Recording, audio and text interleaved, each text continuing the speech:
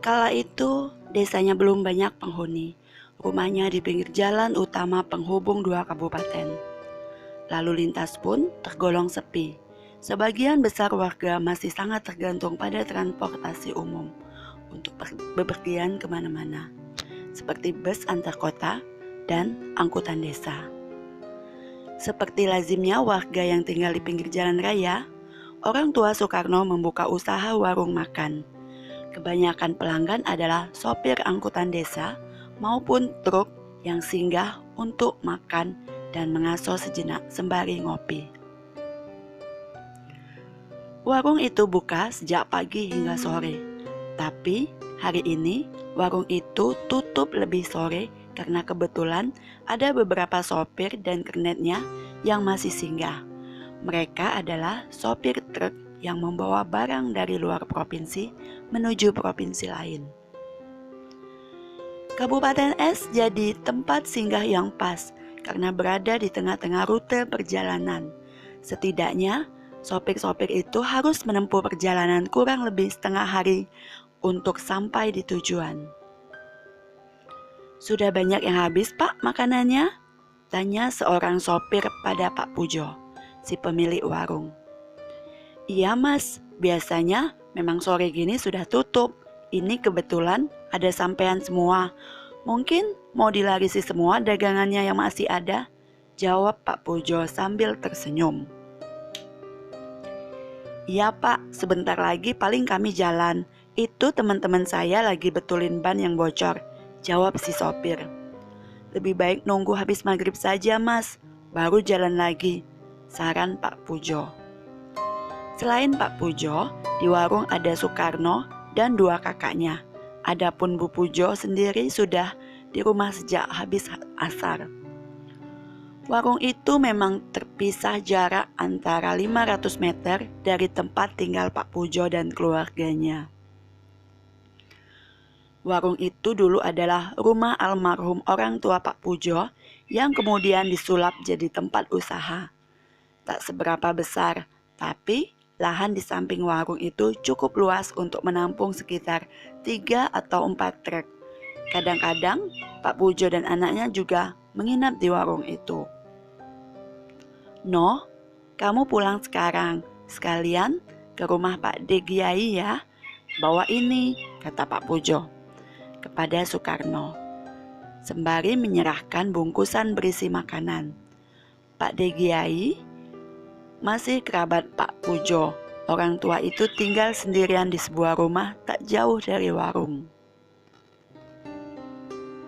Rumah itu sebenarnya berada di antara warung dan rumah Pak Pujo, tapi lokasinya menjauh jalan raya. Soekarno harus belok ke barat, berjalan melewati beberapa petak sawah dan kebun kelapa. Untuk sampai di sana, ada beberapa rumah di situ. Rumah Pak De Giai yang paling besar. "Iya Pak, saya ke sana sekarang," kata Soekarno pada bapaknya. "Dari sana langsung pulang loh ya," jawab Pak Pujo mengingatkan anaknya itu. Soekarno pun berangkat sedangkan kedua kakaknya membantu ayahnya beres-beres di warung. Dasar memang Soekarno ini agak bandel. Habis dari rumah Pak De Giai, dia tak segera pulang, melainkan terus masuk ke sisi barat kampung menuju rumah temannya, Rianto.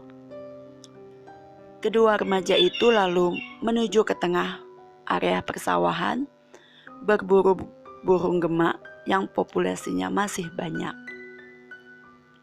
Namun, agaknya sore itu keduanya sedang apes. Sudah berapa kali mengintai, tak satu pun burung tertangkap. Akhirnya, mereka pulang karena hari sudah malam. Keduanya berpisah di pertigaan desa. Soekarno mengambil jalan pintas melewati jalan kecil tak jauh dari kebun kelapa.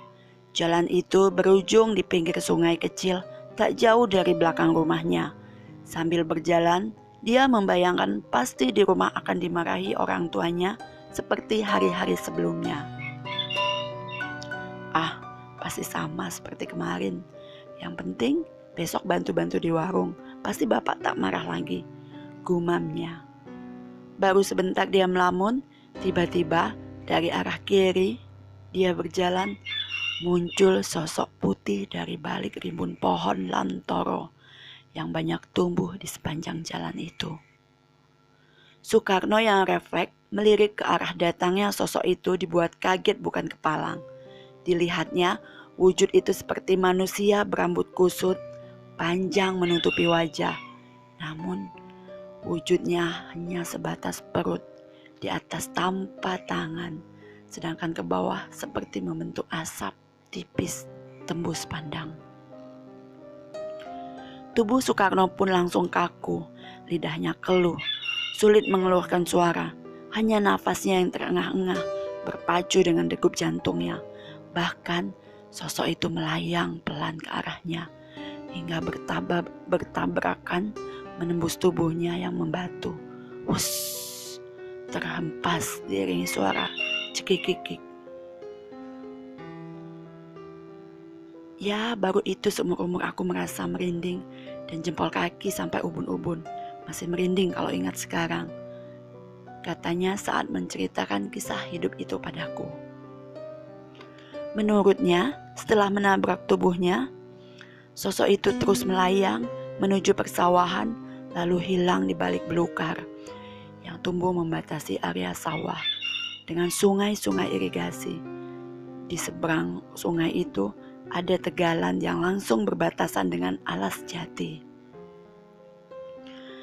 Aku langsung lari sekencang-kencangnya agar cepat sampai rumah. Untung tak kulihat wajahnya, atau mungkin memang tidak punya wajah. Itu yang dipikiranku. Hanya bagaimana saat menjauhi tempat itu, katanya. Sampai di rumah, Soekarno langsung menceritakan kejadian itu kepada kakakku. Bapaknya rupanya belum pulang, sedangkan ibunya sudah tertidur karena memang sejak sore tadi kurang sehat.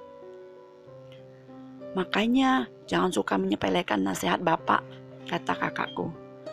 Tapi beneran ini mas, aku takut diikuti sampai kemari. Malam ini aku tidur di kamarmu ya mas, kata Soekarno merengek ke kakaknya. Ya sudahlah, kita tunggu bapak pulang dulu. Ya sudahlah, kita tunggu bapak pulang dulu saja, jawab kakaknya.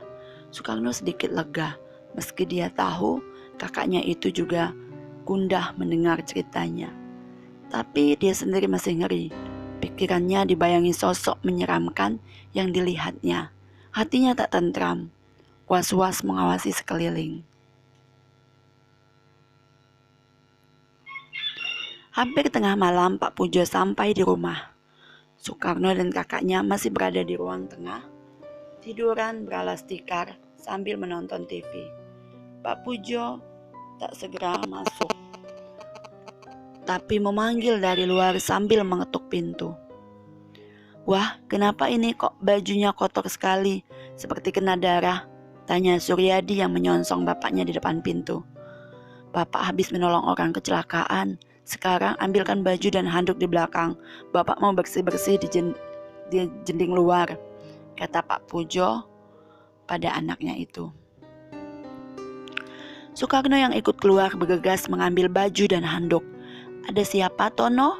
Tanya Bu Pujo saat melihat anaknya mencari baju di lemari. Rupanya dia terbangun setelah tertidur sejak sore tadi karena masuk angin. Bapak bu, baru pulang minta diambilkan baju, kotor kena darah habis nolongin orang kecelakaan, jawab Soekarno. Oh ya sudah, segera ambilkan, ibu tak bikin minuman dulu buat bapak, kata Bu Pujo. Nyali Soekarno sebenarnya langsung ciut begitu mendengar kata kecelakaan.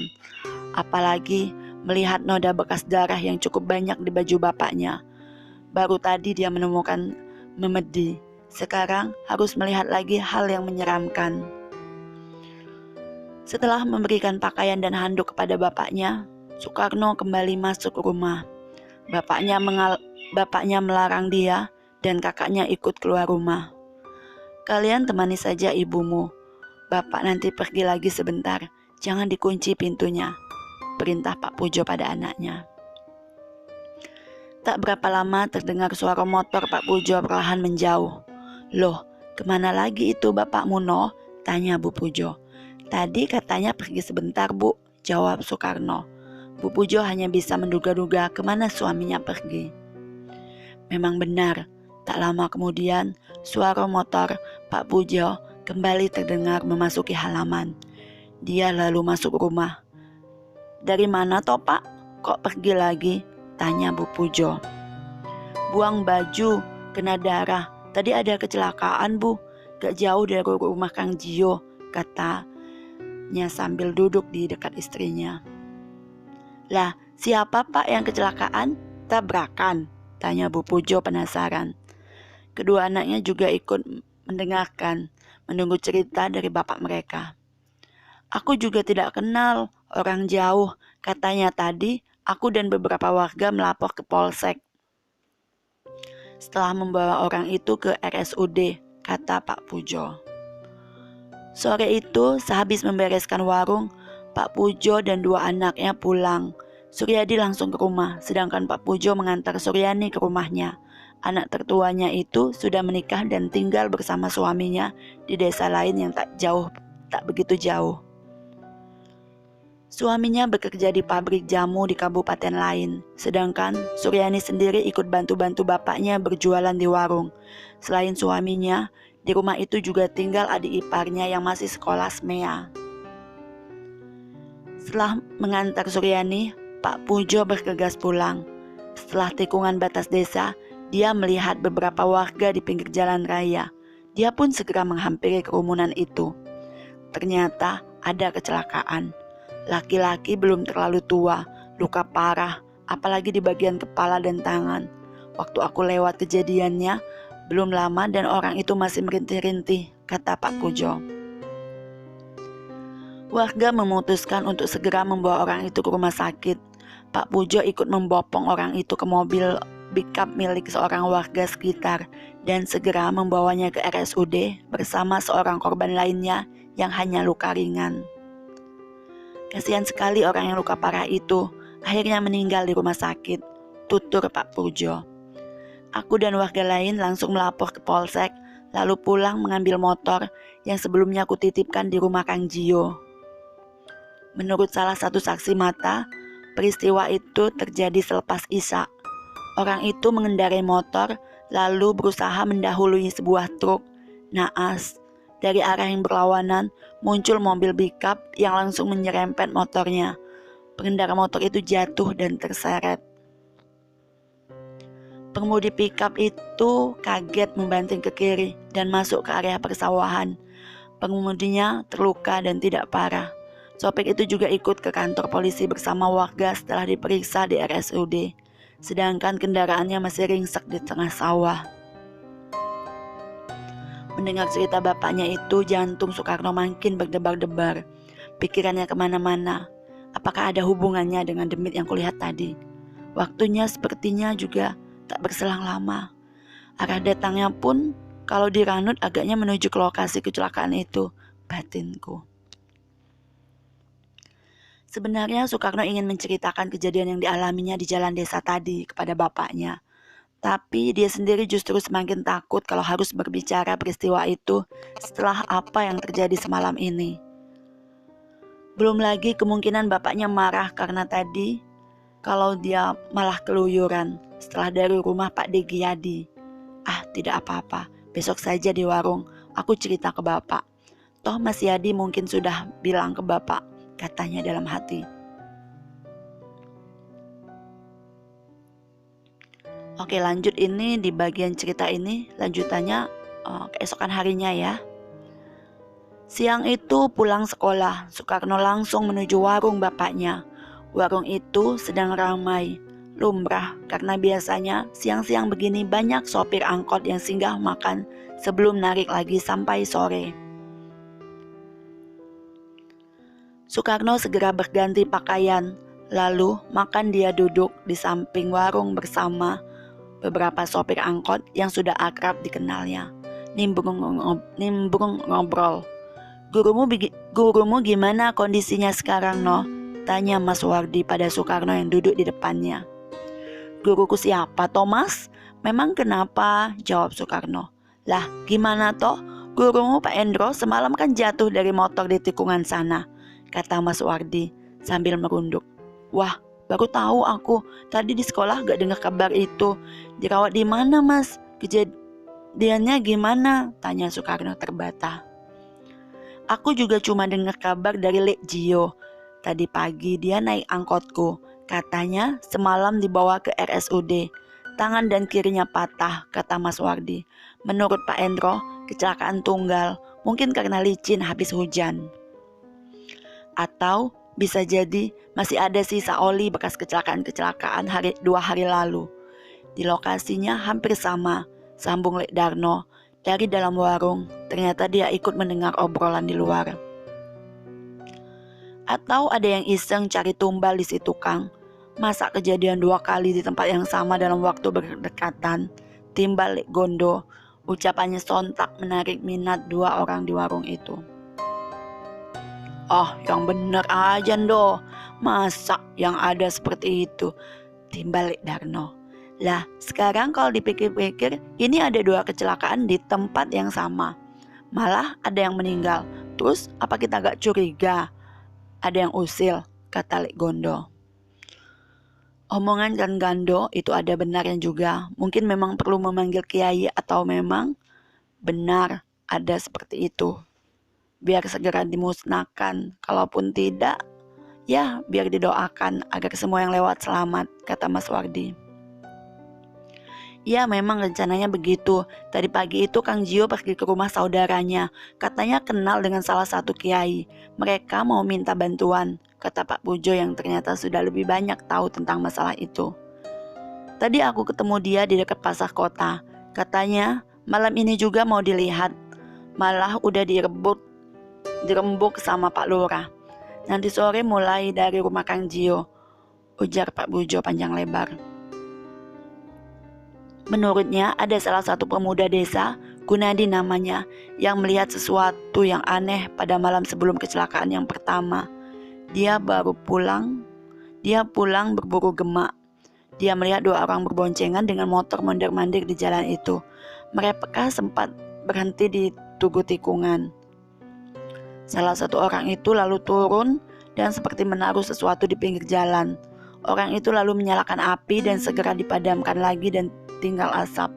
Gunadi mengira orang itu sedang menyalakan rokok saja, makanya dia langsung pulang dan tak mempedulikan kedua orang itu lagi. Baru setelah beberapa hari, kemudian dia mendengar kabar kecelakaan di lokasi itu. Karena curiga, dia bercerita kepada Pak Leknya yang tinggal tak jauh dari lokasi kecelakaan. Lah, Kang Gio itu, jelas Pak Pujo kepada orang-orang di warungnya yang kini berkumpul menyimak. Wah, aku harus ikut nanti sore. Penasaran aku, kata Lek Gondo. Sama Ndo, aku juga ingin melihatnya, sahut Lek Darno. Ya nanti sore paling habis maghrib dan isya di rumah Kang Gio, kata Pak Pujo. Benar saja, sore itu sehabis isya, rumah Kang Gio sudah ramai warga. Soekarno dan kakaknya Suryadi datang juga setelah mendapatkan izin dari bapaknya Pak Pujo. Pak Pujo sendiri justru tak bisa datang karena mengantar Bu Pujo periksa ke Menteri Kesehatan di dekat kecamatan karena flu berat. Di rumah Kang Gio sudah ada Pak Lurah dan Pak Kiai. Mereka masih bercakap-cakap, tak langsung memeriksa lokasi kecelakaan. Pak Kiai ternyata sudah sempat lewat tempat itu sore tadi. Katanya memang merasa ada hawa yang tidak enak, kata Soekarno menceritakan kejadian malam itu. Pak Kiai minta dicarikan daun kelor, lalu berangkatlah kami ke lokasi. Ada banyak warga yang ikut. Menurut Soekarno, sesampainya di lokasi, Pak Kiai meminta warga untuk bersama-sama berzikir, sedangkan dia sendiri langsung menuju ke dekat tugu. Beliau lalu berjongkok dan membaca doa. lalu dengan hati-hati mengaduk tanah gembur di pinggir jalan. Tak berapa lama beliau terlihat mengangkat sebuah benda yang sepertinya tertimbun tanah, seperti sebuah kayu, kata Soekarno. Pak Kiai lalu meletakkan benda itu di atas daun kelor. Kami yang segera mendekat baru mengetahui kalau yang diambil itu adalah sebilah kayu. Tapi setelah diamati lagi ada tulisan di permukaan kayu itu, nama dan angka. Barulah kami semua paham bahwa kayu itu berasal dari patok kuburan. Ada nama, ada tanggal lahir yang meninggal, dan merinding aku mengingatnya, kata Soekarno. Namun patok itu ternyata sudah tidak utuh. Nama lengkap dan tanggal yang tertulis tidak lengkap. Sisi kanan patok udah patah, entah hilang di mana. Menurut orang-orang, itu menjelaskan kenapa 2 korban kecelakaan di tempat itu terluka parah di tubuh bagian kanan, kata Soekarno. Tapi menurut Pak Kiai tidak dijelaskan banyak soal itu. Beliau hanya meminta warga untuk membersihkan tempat itu besok. Adapun patok yang ditemukan itu akan dikubur di pemakaman umum. Jadi ini akan saya ulang ya. Adapun patok yang ditemukan itu akan dikubur di pemakaman umum terdekat malam itu juga. Pak Kiai sendiri yang memimpin. Aku tak ikut ke pemakaman. Takut, kata Soekarno. Tapi menurutnya ada hal yang membuatnya kaget malam itu. Tiba-tiba saat melihat Pak Kiai mendekat dan bilang, yang nurut sama orang tuamu ya Le, banyak berdoa minta perlindungan Tuhan. Beliau lalu tersenyum dan menepuk punggungku. Aku sendiri heran, tapi tiba-tiba aku teringat peristiwa beberapa hari sebelumnya saat aku bertemu sesosok menakutkan di jalan dusun. Apa Pak Kiai tahu? Aku langsung lemas seperti mau pingsan, bongkar Soekarno. Oke, demikianlah cerita horor yang aku ambil dari Pusat Studi Horor @literasi horor ya. Jadi cerita ini aku angkat dan aku udah minta izin sebelumnya ya sama penulis akun ini. Terima kasih buat teman-teman yang udah klik tombol subscribe, dan terima kasih buat teman-teman yang udah menyimak video ini sampai selesai ya. Sampai jumpa di video aku selanjutnya. Bye bye.